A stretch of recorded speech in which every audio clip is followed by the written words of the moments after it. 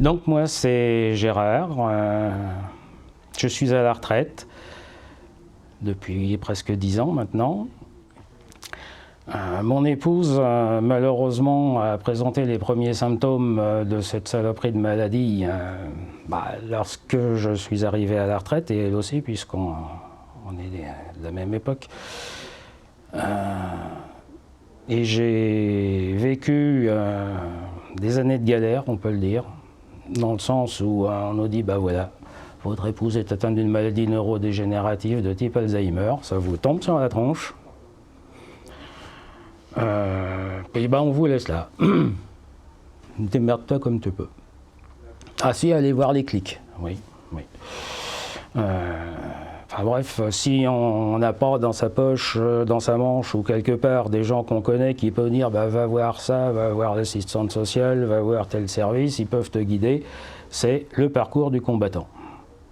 Donc quand on évoque les aidants, la première chose qui leur arrive sur la tête, c'est d'être complètement déboussolés. Ils ne savent pas à quel sein se vouer.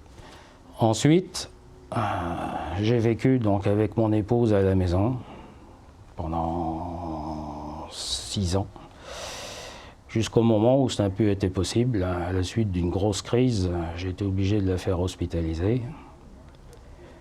Et ça s'est terminé dans une unité cognitivo-comportementale, qui n'était qu'un passage temporaire dans cette unité de soins. Et on m'a dit, il va falloir que vous trouviez un EHPAD pour mettre votre épouse. Et mon épouse s'est retrouvée dans un EHPAD à proximité de notre lieu d'habitation. Et là, ça a été une nouvelle dégringolade. Pourtant, c'était un EHPAD très bien noté. Mon épouse, nous étions de très grands marcheurs, donc elle a conservé, malgré son état, l'aspect marche, donc déambulation permanente. Ça gênait beaucoup de monde. Ça n'a pas plu longtemps et on m'a prié de voir autre chose que cet établissement-là. Et j'ai pas eu le choix, elle est retournée à l'unité cognitivo-comportementale. Là, il y a une communication, on voit régulièrement le médecin, le cadre de santé. Le personnel nous explique, il faudrait que vous rameniez ça, il faudrait que vous voyiez ça. Hier, elle a eu un petit souci, ce matin, bref, les petits soucis de la vie quotidienne, quoi. Et à mon avis, c'est quelque chose dans le lien qu'il y a entre l'équipe, la personne malade et la personne aidante, c'est indissociable. J'ai rencontré Christelle lors du 2e séjour de mon épouse dans l'unité cognitivo-comportementale. Je suis Christelle Gérard, je suis infirmière de formation. Je suis naturopathe depuis l'an dernier. Je suis arrivée en Bretagne en 2017 et j'ai commencé par travailler dans une petite société d'accompagnement personnalisé. Et dans cette société, j'ai pu rencontrer une personne Josiane, dont le mari était atteint de la maladie d'Alzheimer. Et je l'ai accompagné, j'ai accompagné le couple pendant quelques mois. Et c'est grâce à ça que le projet Raison d'être a vu le jour. Le projet est arrivé quelques semaines après le placement de Charles dans une maison, dans un EHPAD. Et puis, on avait fait un cahier de bord qu'on a donné à l'EHPAD pour que les gens sachent, enfin les professionnels sachent ce qu'il était capable de faire, ce qu'il aimait faire, ce qu'il n'aimait pas faire, de manière à faire un suivi et que le chemin, ce parcours soit un peu plus facile à vivre. Et en fait, on s'est aperçu que les professionnels ne s'en étaient pas saisis. Et j'ai vu Josiane et Charles dans une détresse incroyable. En tant que professionnelle, et humainement, je me sentais un peu démunie, désarmée. J'avais l'impression de ne pas avoir forcément fait mon boulot correctement. Et j'ai vu des professionnels épuisés, un manque de personnel évidemment, des gens frustrés. J'ai vu Charles perdre toutes ses habiletés, entre autres le langage qu'on avait du mal à garder mais qui était resté dans ses capacités. J'ai vu une épouse effondrée, complètement désarmée par rapport à ce qui se passait. Et là, je me suis dit, je ne peux pas rester comme ça. Et là m'est venue l'idée du projet Raison d'être, qui est une maison familiale. Donc un petit groupe de personnes qui auraient la même maladie. Et donc dans cette maison, il y a 4 axes qui sont très importants pour nous. Donc l'approche humaniste, qui est vraiment centrée sur la personne. Le 2e axe, c'est la formation. Le 3e axe, c'est plutôt un côté écologie. La maison qu'on souhaite monter, elle sera le plus autonome en énergie possible. Elle aura le minimum d'impact carbone possible. Le 4e axe, c'est vraiment la dynamique locale. On souhaite vraiment pouvoir renforcer les ressources du territoire.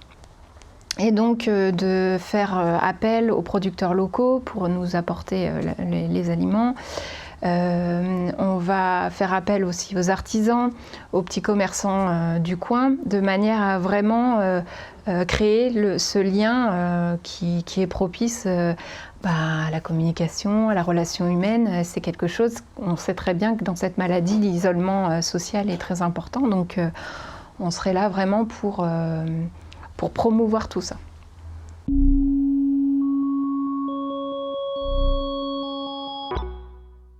L'approche Carpe Diem, en fait, elle est vraiment basée sur l'utilisation des compétences de la personne pour qu'elle puisse garder sa dignité, qu'elle puisse garder aussi ce sentiment d'utilité dans notre monde. L'important dans cette approche, c'est aussi cette vision qu'elle a des proches, et donc d'intégrer vraiment les proches dans la vie de la maison. Ça fait partie des enjeux de Carpe Diem. On va vraiment travailler sur le respect de la personne, sur sa dignité, et ça passe par clairement, on ne met pas de couche à une personne de protection, à une personne à la maison Carpe Diem, hormis vraiment gros soucis, mais on va plutôt faire attention à l'amener aux toilettes et à évaluer par des signes, pas forcément par la parole, si la personne a envie d'aller aux toilettes. Les intervenants, par exemple, vont être en pyjama le soir, la nuit, pas pour le plaisir d'être en pyjama, mais pour montrer à la personne d'une manière non verbale qu'on est la nuit et que quand il fait nuit, on va se coucher, quoi.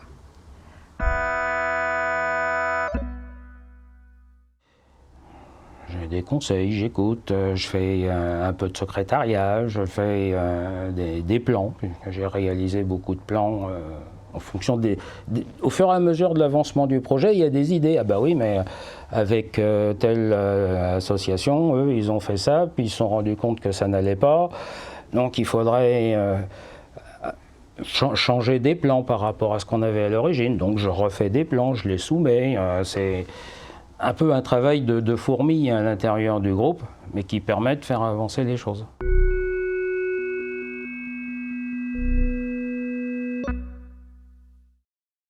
On souhaite vraiment leur laisser une place privilégiée dans le parcours de la personne aimée qui est en difficulté, mais aussi à l'intérieur de la maison, il y aurait vraiment une place privilégiée dans le sens où il y aura des groupes d'entraide qui seront possibles. La formation leur est aussi dédiée, donc ils auront la possibilité de se former à l'approche qui va être utilisée dans la maison, et donc ils vont pouvoir rentrer plus facilement en communication avec la personne aimée et comprendre mieux ce qui se passe dans cette maladie, et donc de promouvoir vraiment la communication au sein du groupe. Pour l'instant, dans le projet, on compte déjà accueillir 8 personnes en accueil temps plein et 10 personnes en accueil de jour. Donc ça, c'est pour les personnes malades. Et puis, il y aura des activités, des groupes de parole, des soins, entre autres en médecine douce, possibles aussi pour les proches.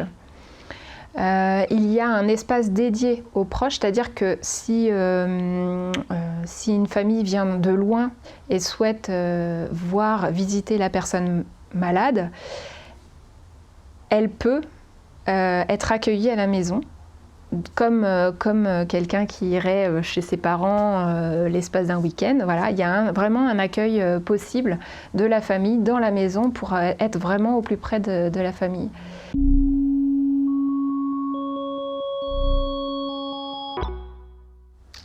Il faut qu'on se réfère à une législation, il faut qu'on se réfère à des possibilités d'agrément. Seule l'ARS peut nous permettre d'avoir ces informations-là. Et après 22 demandes de rendez-vous, d'explications de projets, d'invitations au comité de pilotage, on n'a encore eu aucune réponse de leur part. Nous avons vu monsieur le député, monsieur Gaël Le Bohec, qui a pris connaissance du projet, qui était extrêmement intéressé parce qu'on répondait aux questions d'une nouvelle loi en réflexion qui s'appelle Personnes âgées et autonomie. Donc notre projet est parti quand même à l'Assemblée nationale. Donc au niveau législatif, on espère avoir quand même prochainement des informations sur ce sujet. On espère une réponse de l'ARS prochainement.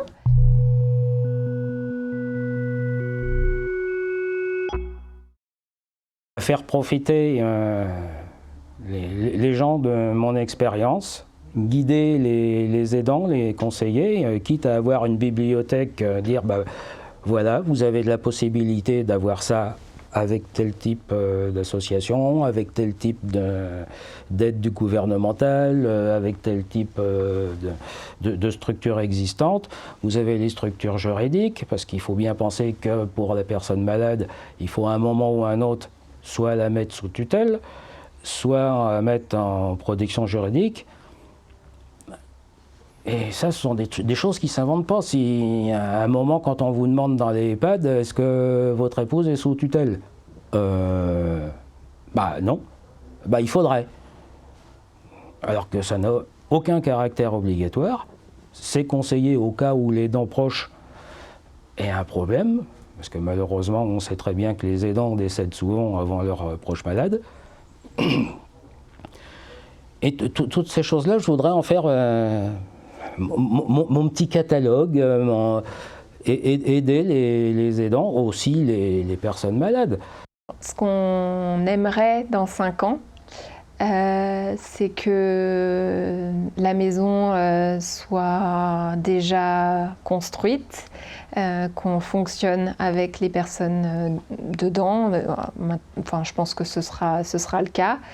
Mais le plus important, c'est que ce concept puisse être essaimé dans toute la France.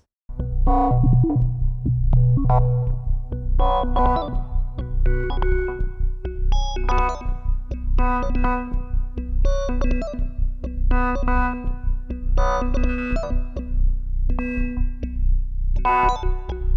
Bye.